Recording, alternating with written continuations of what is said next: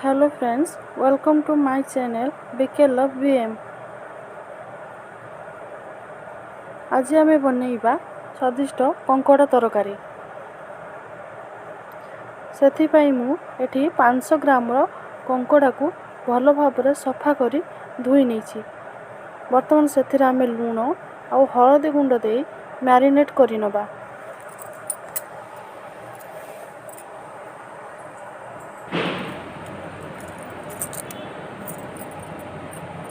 तो कंकड़ा को मैरिनेट करी ताको किसी समय पई छाड़ी देछि।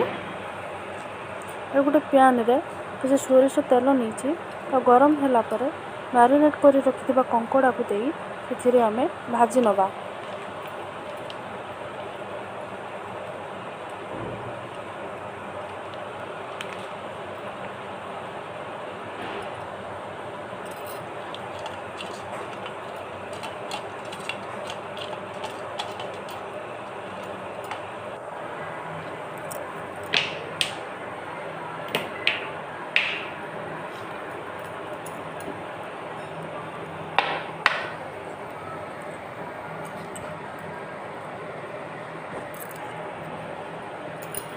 वर्तमान आमर कंकड़ा भल भाव भाजी हो जाइए। ताको आम गोटे पात्र को बाहर कर नेबा।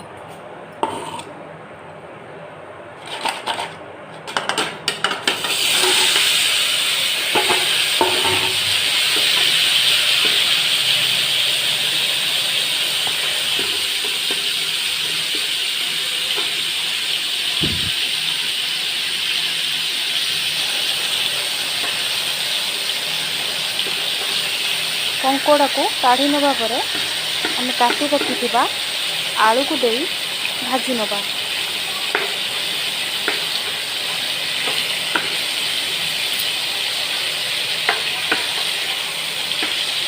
वर्तमान आमर ये आलू भल भाव भाजी हो जाइए। ताको आम बाहर कर नेबा।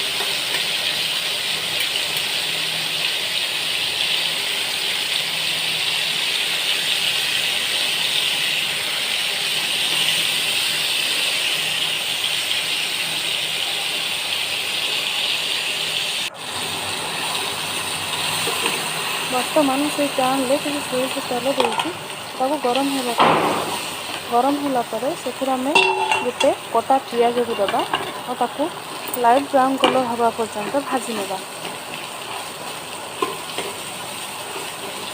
देखो आम पियाज ये भल भाव भाजी हो जाइए।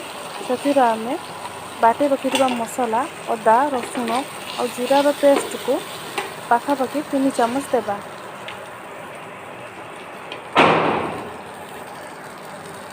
और ताको भल भाव भाजी नबा।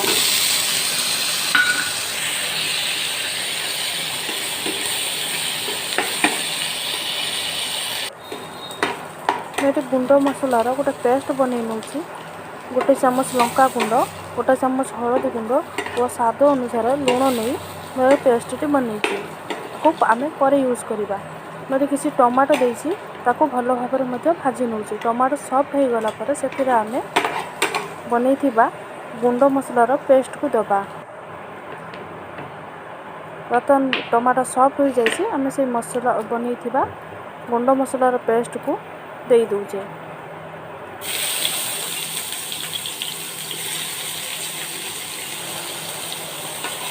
वर्तमान ये सब मसला को भल भाव गोल नवा और ताको किसी समय कषा।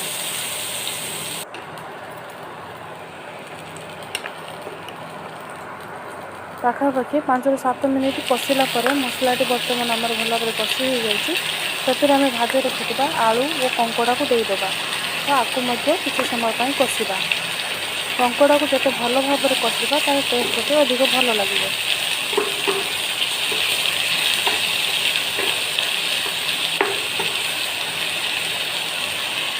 वर्तमान कंकड़ा भल भाव कषि हो जाइए। से आम गोटे ग्लास पानी देबा। ताको भल भाव फुटवा छाड़ीदेबा।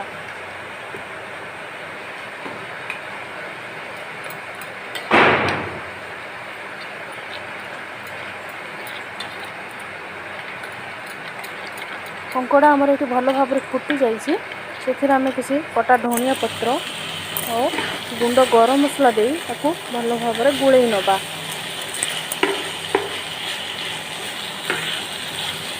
ଏଇଠି ଆମର ପ୍ରସ୍ତୁତ ହେଇଯାଉଛି କଙ୍କଡ଼ା ଆଳୁ ତରକାରୀ।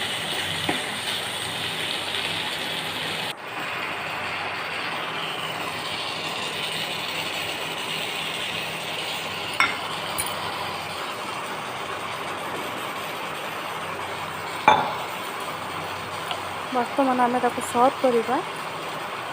ତାକୁ ଗରମ ଗରମ ଭାତ ସହିତ ଖାଇଲେ ଭଲ ଲାଗିଥାଏ। ଆପଣମାନେ ବି ଘରେ ଏମିତି ବନେଇ ଥରେ ଟ୍ରାଏ କରନ୍ତୁ। ଯଦି ମୋ ଭିଡ଼ିଓ ଆପଣମାନଙ୍କୁ ଭଲ ଲାଗିଥାଏ ଲାଇକ୍ କମେଣ୍ଟ ଓ ସେୟାର କରିବାକୁ ଭୁଲିବେନି ଏବଂ ମୋ ଚ୍ୟାନେଲକୁ ସବସ୍କ୍ରାଇବ୍ ମଧ୍ୟ କରିବେ। ଧନ୍ୟବାଦ। ଦେଖା ହେବା ପୁଣି ଆଗାମୀ ଭିଡ଼ିଓରେ। ରହିଲି।